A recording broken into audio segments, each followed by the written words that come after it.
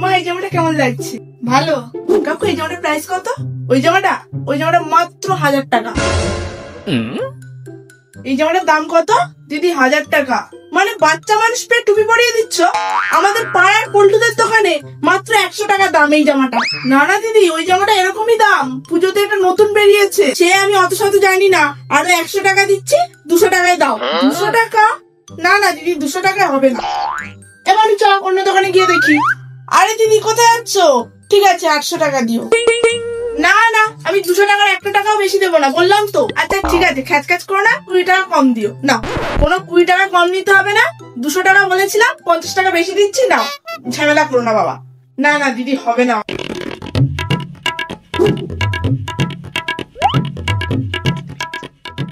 আচ্ছা ঠিক আছে, ফাইনাল 300 টাকা দাও। রামু, দিদিদের জামাটা প্যাক করে দে।